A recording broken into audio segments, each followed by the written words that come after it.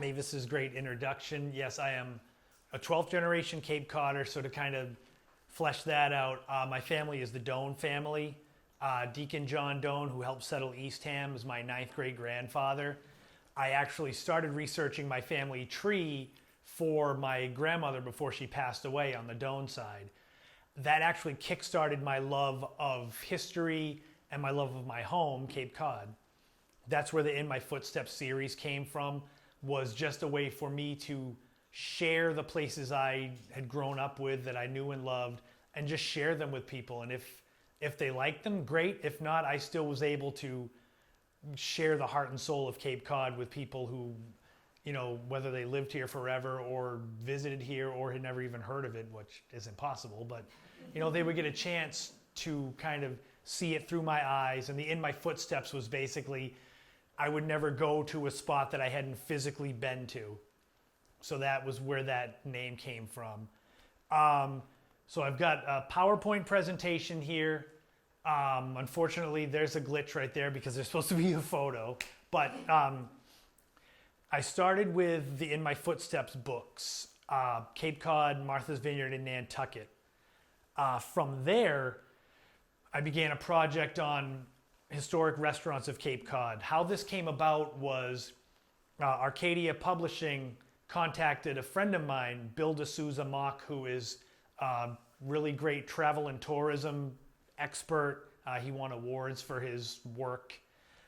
They came to him and said, we would really like you to find someone who would do a book on the historic restaurants of Martha's Vineyard. So he reached out to me, and I said I couldn't name you 5 restaurants over there now, let alone 40 that used to exist. So I actually turned down the project. A few days later, Arcadia Publishing got back to me. They said, we see you've got a connection to Cape Cod. Would you like to do a Cape Cod restaurants book? And I said, all right, well, now you're working my side of the street. So what happened from there was 16 months of research, interviews, basically to create this book, The Historic Restaurants of Cape Cod. It was hundreds and hundreds of hours of research. I seriously think I did more research for this book than I did in all my years of high school and college combined. The reason being that Arcadia Publishing said, you know, we'll edit your book for spelling and grammar, but when it comes to facts, that's all you. So that really threw the gauntlet down, that if I mess up dates or names or something, that's on me. And so what I really love about doing events like this is that I've actually met people that, despite, I put a little disclaimer in there that the facts are to the best of my knowledge and abilities, but I've had people come to me and say something's wrong, and I've had some people, you know, come to me and say that same thing is right. So it's all subjective, I suppose. So the book was kind of based upon this 2005 Ohio State University study. And living on Cape Cod, I think we've seen this firsthand, that 60% of restaurants do not make it through their first year, while 80% will go under within 5 years. And there are spots in this, every spot in the book is closed.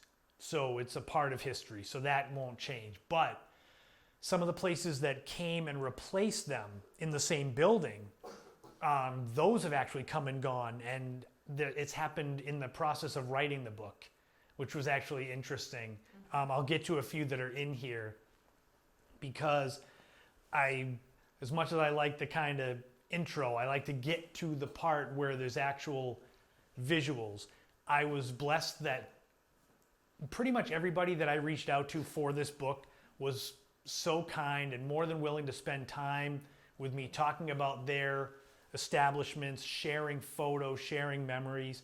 If I had created this book based strictly on what I knew, it would be less than this sheet of notes right here. So without further ado, let's dive right into these. So to me, and perhaps no other restaurant, really when you think of historic restaurant, it starts with Thompson's Clam Bar. I usually find when I do these events that this is the one and only place that everyone agrees on. Usually from there, it becomes subjective. My list will differ from everyone else's list in here. But Thompson's Clam Bar opened in 1950 on the banks of Wychmere Harbor in Harwich. At its peak, it was the busiest seasonal restaurant east of the Mississippi River. It would routinely do 2,000 covers a night, serving just lunch and dinner. There were times that it would do 3,000 covers a night. And what would happen then is they would throw a party for the crew, because 3,000 covers a night. I've worked in the restaurant industry for a good 15 years. The most I can ever remember doing in one sitting was about 1,000. So I couldn't imagine doing double or triple that without ripping my hair out. So the history of Thompson's Clam Bar and its legacy and its stamp that it left on Cape Cod can be summed up with a few examples. Besides the staggering numbers that it did, the fact that its jingle is still being used now by Arnold's Clam Bar. I've heard that Arnold's leased it for up to $1 million to use that jingle. Also, the Thompsons dormitory where they would house their seasonal employees actually became an historic restaurant of its own called Brack's Landing, which that is fascinating to me. So Thompson's is usually number one. This book has 39 restaurants and one chapter that is recipes. So my list is going to differ from everyone's list. So that's where we go from here. Thompson's is far from the only legendary restaurant. So this is where our paths may differ. But some of these famous spots were simply named for their creators. Now, Mildred's Chowder House in Hyannis, the Hyannis Airport is right behind it. Mildred Desmond opened the original Mildred's in 1949. It was diagonally across the street, a much smaller spot. The chowder recipe was so beloved that President Kennedy used to send people to Mildred's to get the chowder base delivered to the Summer White House in Hyannisport. I actually found a recipe for the chowder, but because I could not corroborate it, I did not put it in the book, because the last thing I wanted to do was put a false recipe in there. Although theoretically I actually did put a false recipe in there, but it's the fault of the owner, and that's a funny story that I love to share. Rose's restaurant was on Black Flats Road in Dennis. Rose Stocchetti moved her family down to the Cape from up near Boston. She was ahead of her time when it came to running a business. What she did was basically opened a restaurant in her family home. It started by serving neighbors, boarders, but eventually she was able to enlarge the home and make it into a restaurant. What happened that made it where she was ahead of her time was the fact that she bought up all the rest of the property on Black Flats Road so that she was able to enlarge the house, but also build a mini golf course, gift shop, cottages. An interesting story about Rose's was that when it closed in 2000, the family, they didn't really want to run the restaurant anymore, but rather than sell the restaurant to be used as a restaurant again because it's their family home, they sold it only on the condition that it be torn down. So now in the place of Rose's, there's a pair of $1 million homes. But I was actually lucky enough to speak with Sylvia Leonard, who was one of Rose's daughters, and she said she's actually glad that they tore the restaurant down because her house is on the other side of the property, and she said, I don't think I'd want to live behind a restaurant. Some of these legendary establishments are still standing long after they closed. So on the right, the Dome restaurant is within eyesight of the Steamship Authority ferry. It's an authentic geodesic dome created by R. Buckminster Fuller, who actually built Epcot Center down at Disney in Florida. So the dome was very unique in the fact that it had the round seating and it was a very beautiful view. Unfortunately, that was also the detriment to it, was the fact that the geodesic dome would act as a greenhouse. So it would get really hot in there. So what ended up happening was they would put a tarp over the dome. And in that photo on the left, that white that's hanging down is a tarp.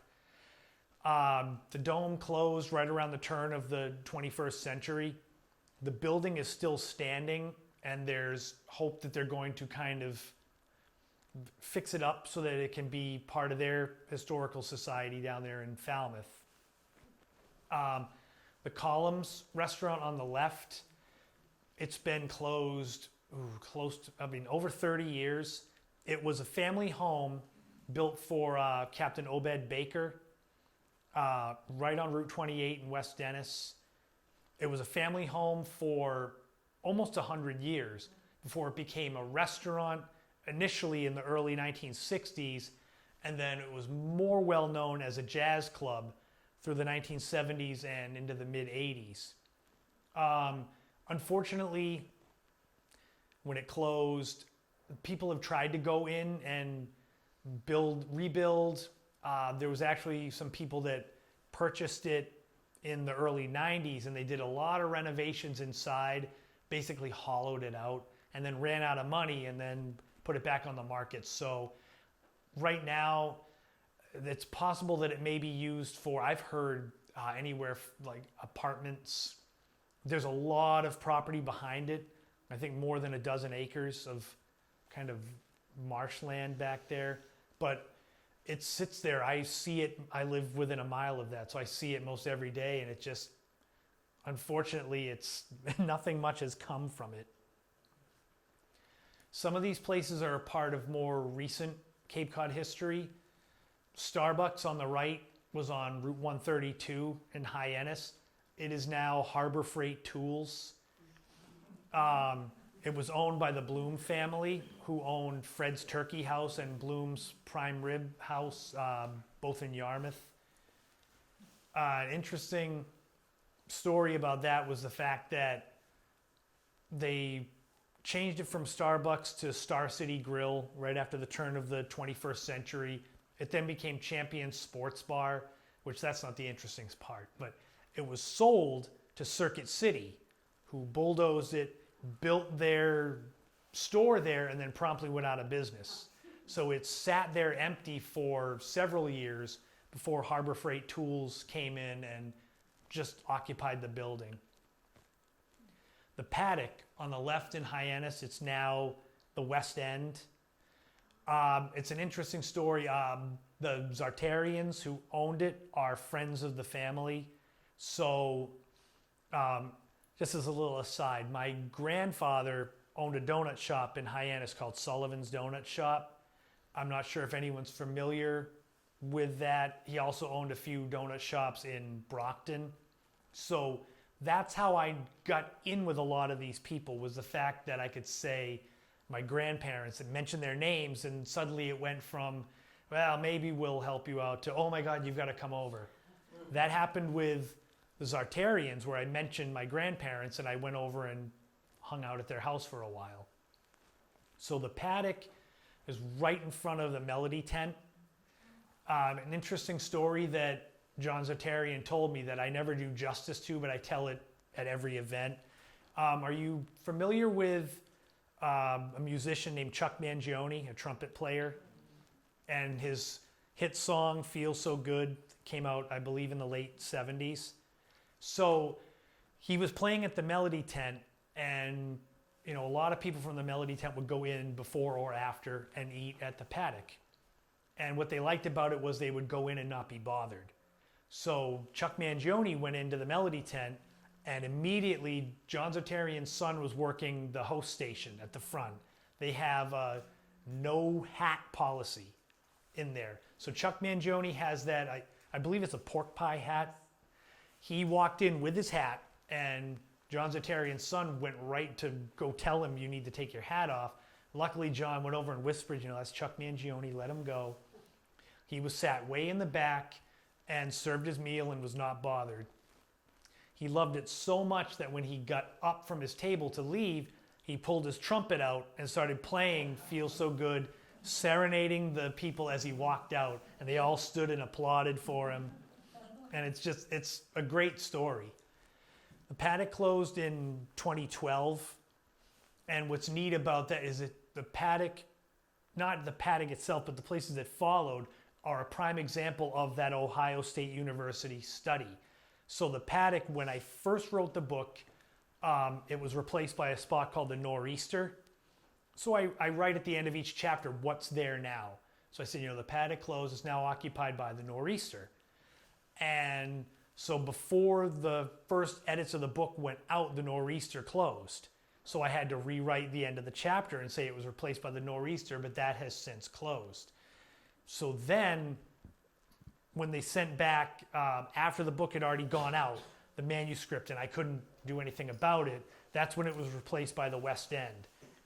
And so I kind of made a joke that the book is already obsolete because in it says Nor'easter. Nor'easter is already long gone. I hear the West End is doing well, though.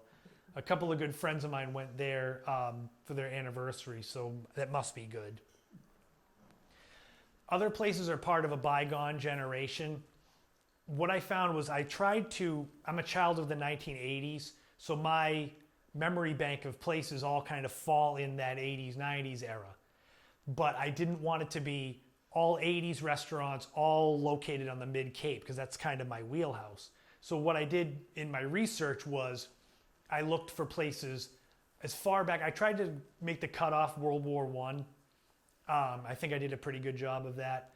But some of these spots, like the Southward Inn on the right there, was in Orleans. I believe it's a Bank of America now. And I think that tree that's right in the middle, I think is still standing on the corner of, I think it's Route 28.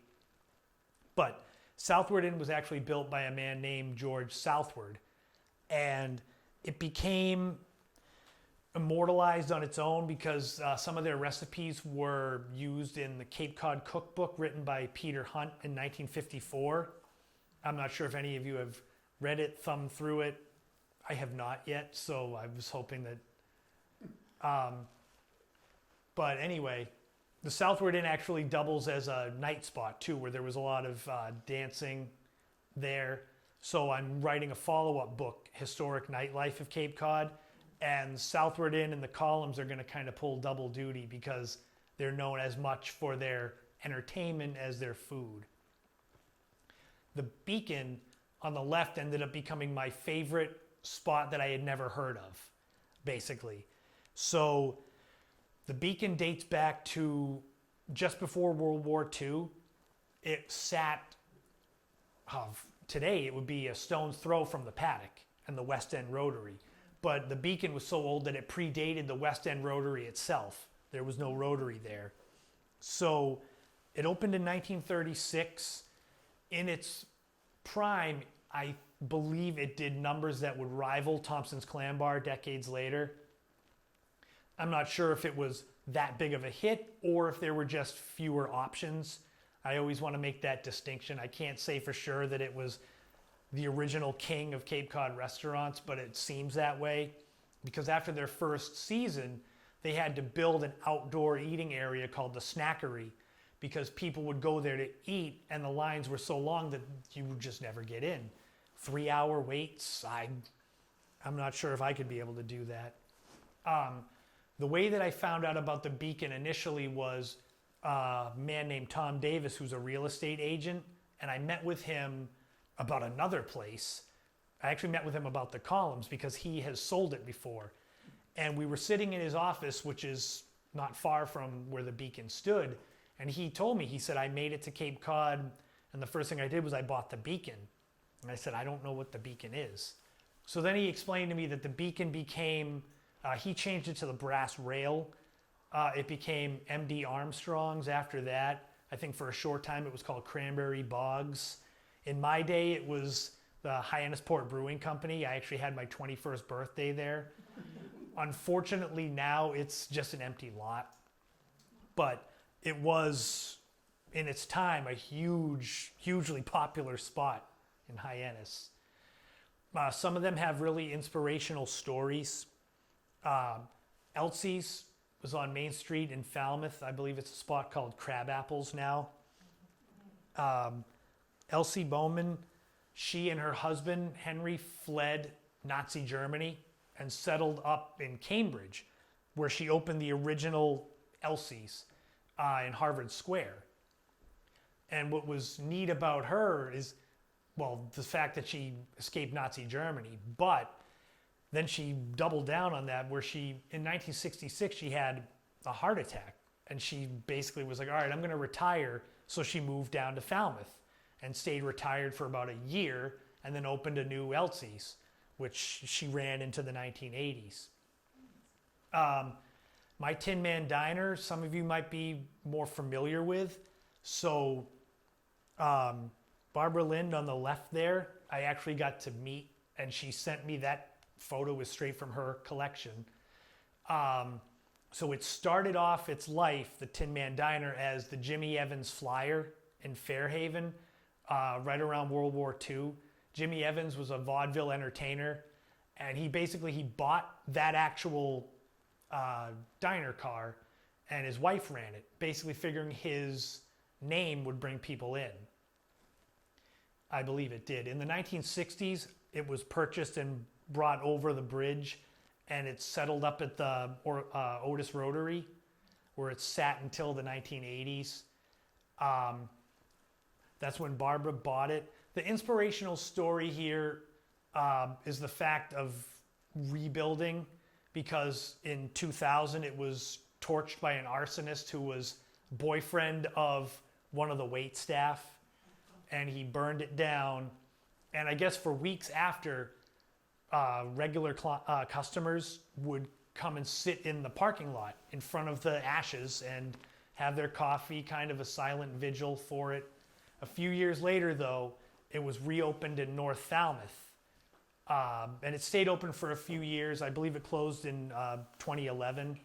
The newer diner, it's a blue diner car. It's actually still sitting there, so someone could move back in. But Barbara Lind, she was such a great person. I talked to her for about an hour on the phone, and she was so grateful that I included her spot. She was moved to tears. And the thing was, I told her, and I told a lot of the folks that I spoke with, I said, nobody in there isn't there because they don't deserve it.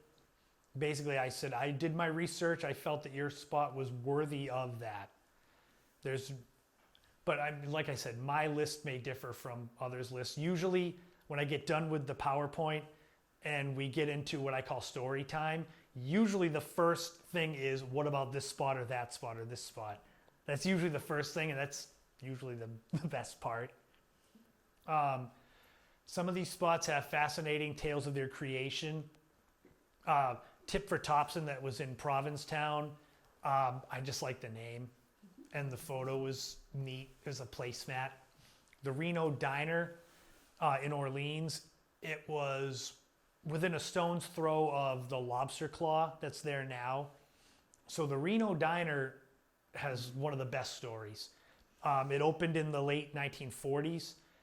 It's got two different theories about its name. I spoke to the daughter of the owner, Jane Klimchuk. I spoke with her and asked her about these stories. She said she couldn't confirm or deny either one, so I put both in the book. So one that I don't like as much was that there was a refrigeration company named Norge, and they had the letters N-O-R-G-E. They took the G out, and they were left with Reno. The one that's better, and I think is more accurate, is that this diner was meant to be called the Orleans Diner. And when the letters came to be put on the top of the diner car, The only letters that were not broken were the ones that spelled out RENO. And that one, it just really seems like that's the more accurate story, and I love that one. Some of these spots had legacies before they became restaurants. These two are still standing today because they're historic homes. The Christopher Ryder House in Chatham had singing waiters and waitresses. The home was built in 1818 for merchant captain Christopher Ryder. Luckily, it's a historic home, and because of that, even though there's condos that now surround it, it's part of a condo complex, it has been pretty much untouched. High Brewster on the left was the home of Nathaniel Winslow. It was built in 1738, and it was a family home for almost 200 years before it became an inn on the top floor and then a restaurant on the bottom floor. And that, it's neat because it became a family home again around the turn of the 21st century. And a cool little side note with that is the fact that when they were doing some work in there to kind of, change it around to make it a family home, behind one of the chimneys, they found a secret passageway they believe could have been used on the Underground Railroad.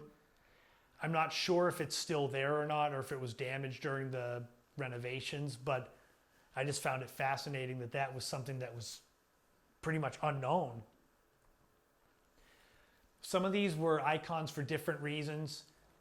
East Bay Lodge in Osterville, the gazpacho that's up front there, that's the recipe straight from East Bay Lodge that's there. It is now also condos, but it was open for more than 100 years in Osterville.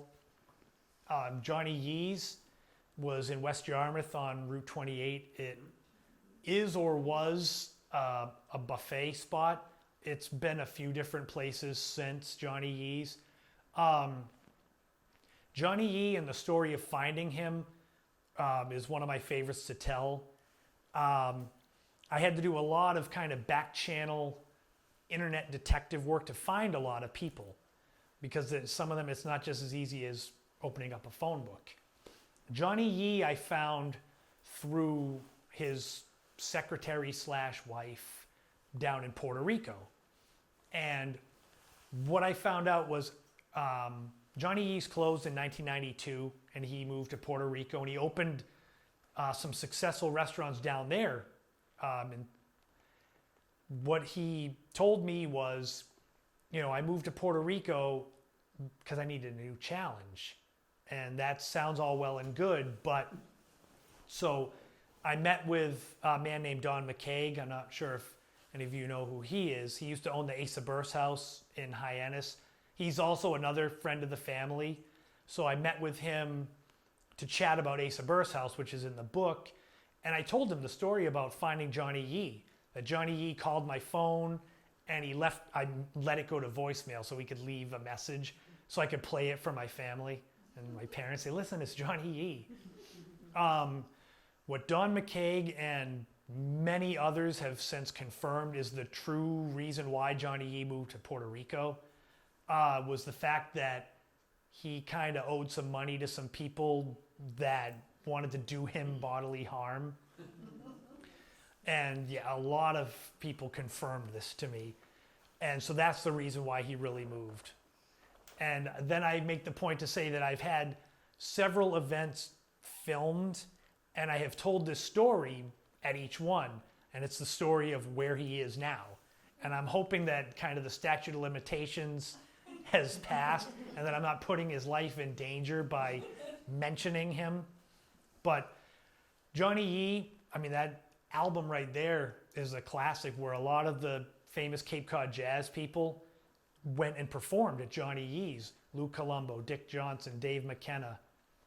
Luckily, through my grandfather, I met most of them, but didn't know who they were as a kid. You don't know them. They're just friends of Grandpa's. That's it. But they all performed. That's actually, my grandfather has that album. I haven't listened to it, but he actually has it.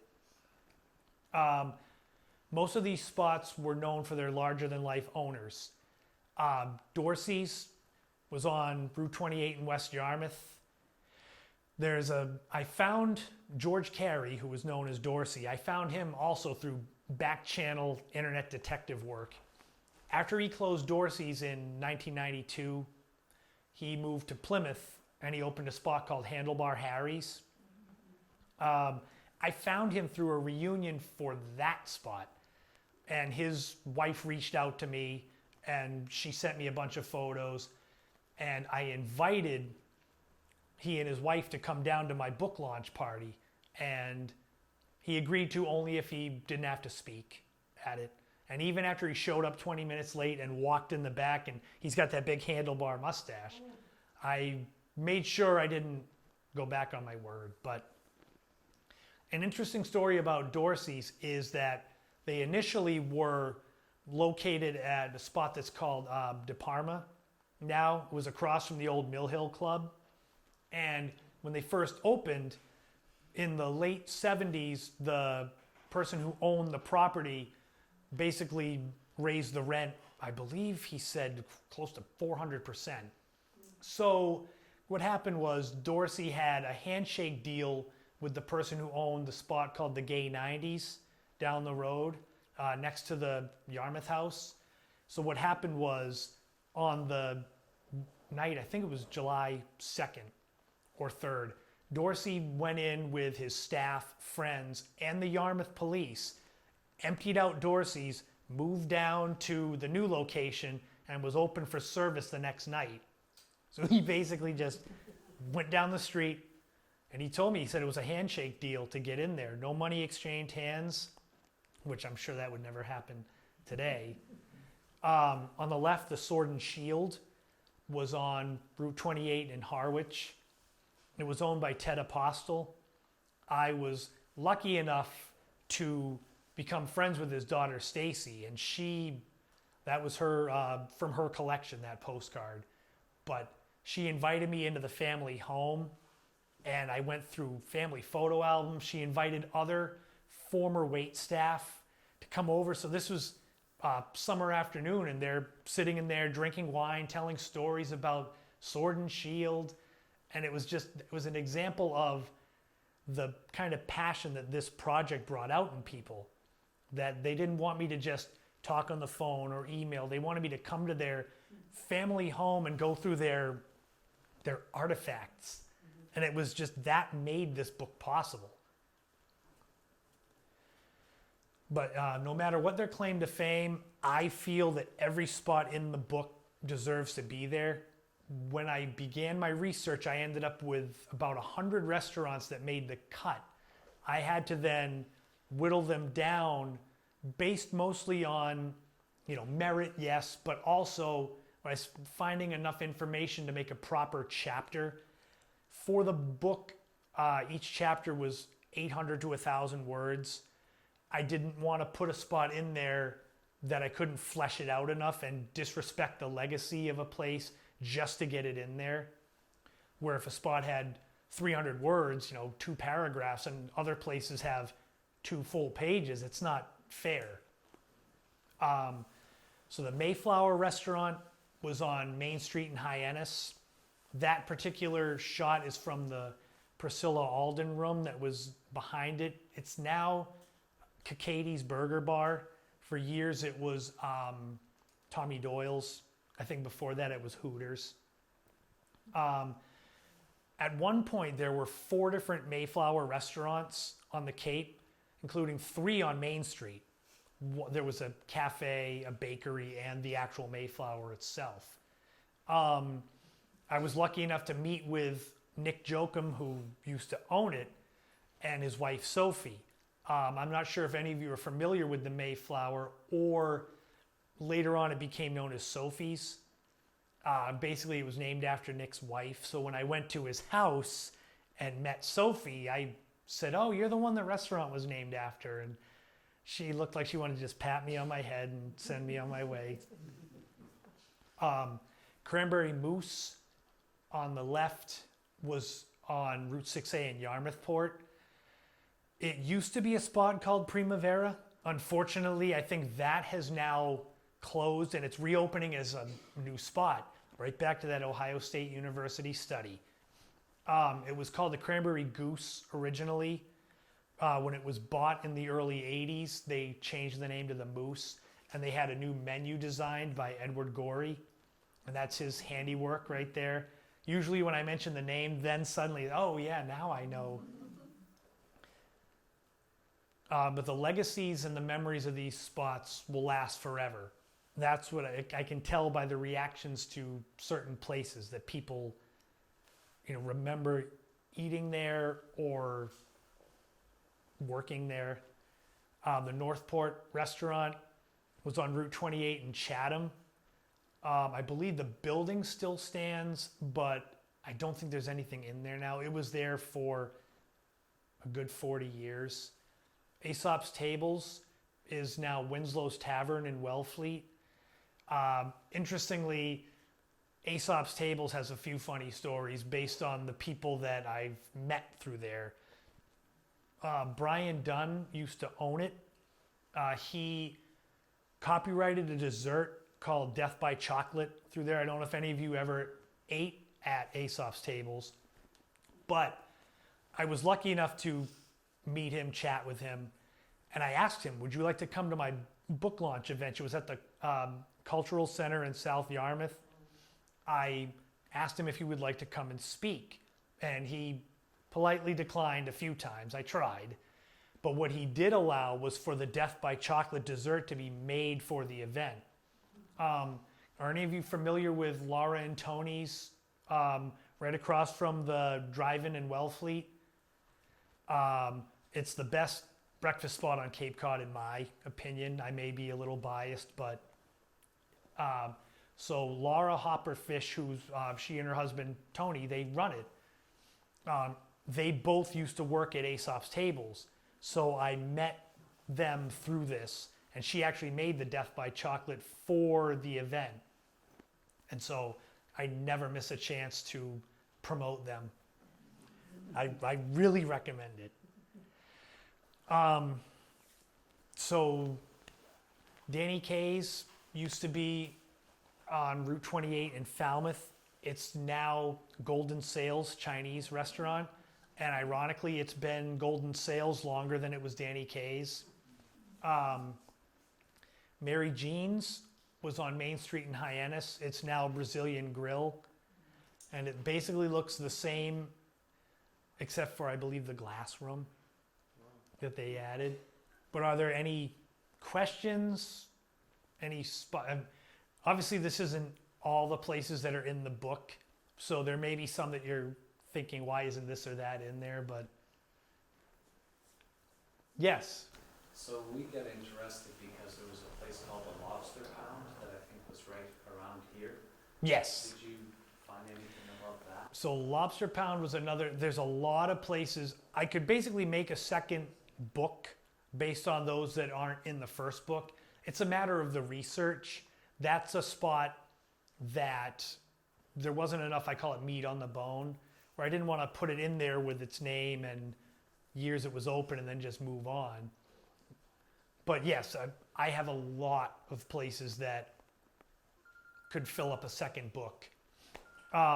Interestingly enough, the book was supposed to be 40 restaurants. And the story of the 40th restaurant, it seemed like that became the recipes chapter. It seemed like it was just not meant to be. Initially, it was supposed to be Joe Max and Dennis. And it wasn't because I didn't want to put Joe Max in there. It became, when you're doing this kind of research, you rely on people to help you out if they're willing to. And I had the second owners of Joe Max. They were all about helping me with information and photos and such. But time would drag on and I've got a deadline. So it was, oh yeah, I'll get you something in a few weeks. I'll get you something. And eventually I said, I've got to move on. So I found a backup, and it was a spot called the Sou'wester in Chatham, which is now a Dunkin' Donuts on Route 28. And so I found the former owners of Sou'wester, and it was, oh yeah, we'll get you some information in a few days, a few weeks, and it was the same thing. So I ended up thinking, oh, it's going to be 39 chapters, and it's just I like round numbers because when Arcadia came to me with the book, they said, we only have 2 qualifications, is that we want anywhere from 10 to 40 restaurants, and we want the book to be 35 to 40,000 words. So being the math whiz that I am, I said 40 restaurants, 40,000 words, there you go. So I really wanted that 40th chapter. I was lucky in the fact that I did a lot of writing for Cape Cod Life magazine. I did their series called The Shape of the Cape that was all about erosion and shoreline change on Cape Cod. So I reached out to Cape Cod Life because when they first started putting out magazines in the late 70s, early 80s, they ran a section about recipes from restaurants that were open.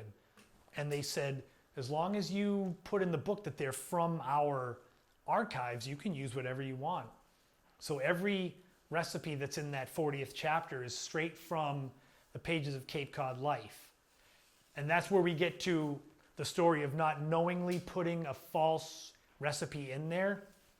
Are any of you familiar with a spot called the Flume that used to be in Mashpee? So High Chief Earl Mills, who I met, and one of the highlights of this book was meeting him. I didn't meet him till long after the book was done, and I reached out to see if I could get him to come speak at the event, the book launch. So I called him up. I was talking to him for at least an hour, which was fascinating because I was in the restaurant industry for a long time. So we're talking about how to make certain things and terminology that most people would say, I don't know what that means. But so he starts telling me a story about his Indian pudding. The recipe is in the book, but here's the caveat. So I told him, I said, I've got a couple of your recipes in my book. I said, it's one is your Indian pudding. And he said, well, let me tell you a little story about that. That is not the right recipe. And I said, oh, God, why? So what he told me was, at the time that Cape Cod Life came to him and said, we'd love to use some recipes from the Flume, he was putting together his first cookbook.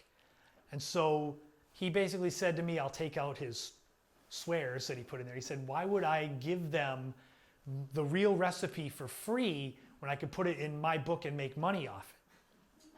So basically he gave them a red herring to put in Cape Cod Life, which I now put in my book.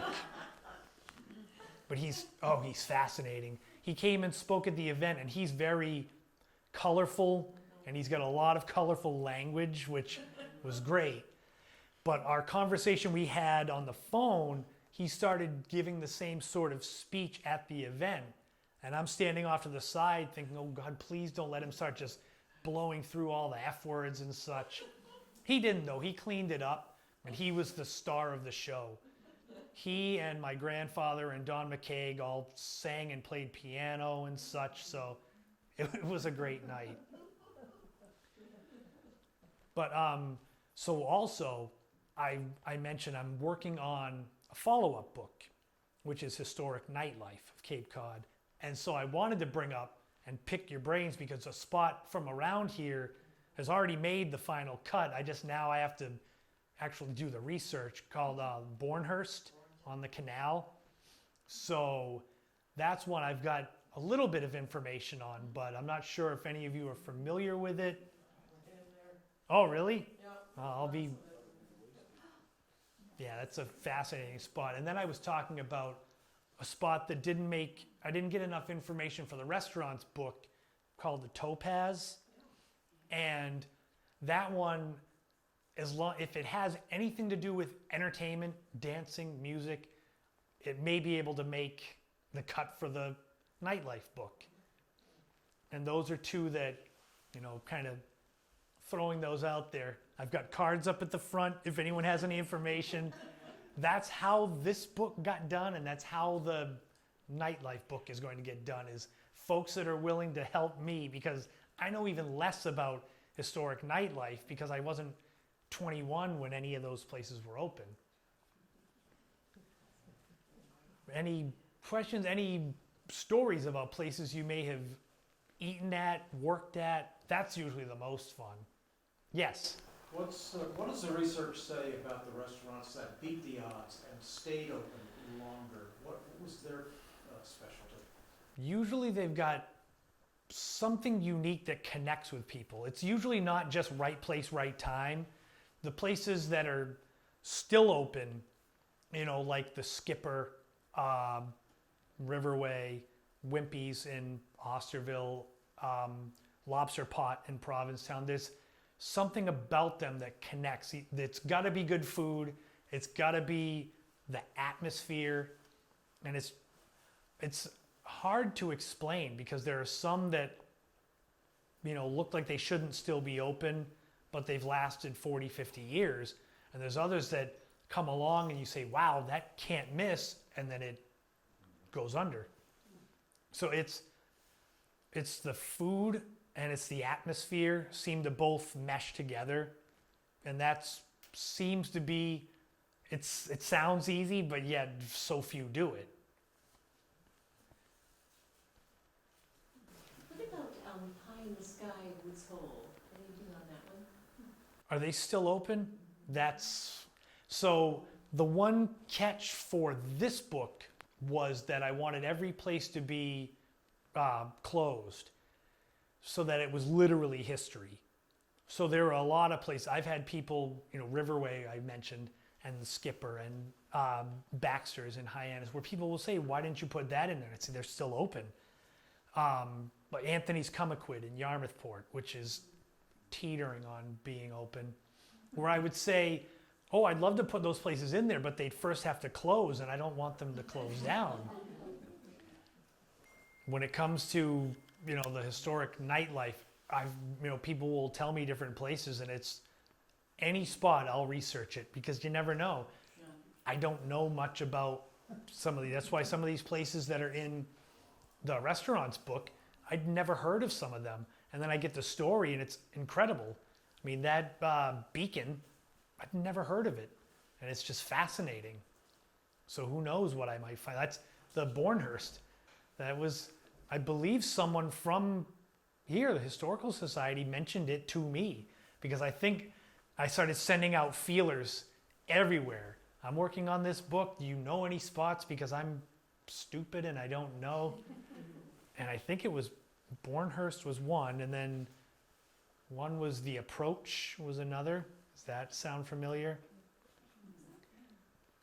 And then Topaz, that was from the restaurants book.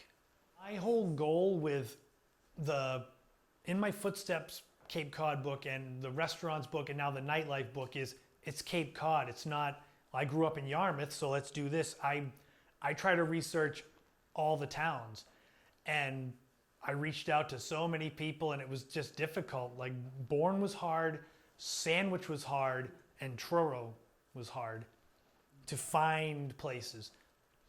I mean, if you look at the Cape Cod Travel Guide, every town is represented. That was a lot easier because the history and the natural places, I know those, I can blindfolded. But yeah, so with the nightlife book, same thing. I'm going to try to incorporate all 15 towns. Thank you. Thank you all for coming.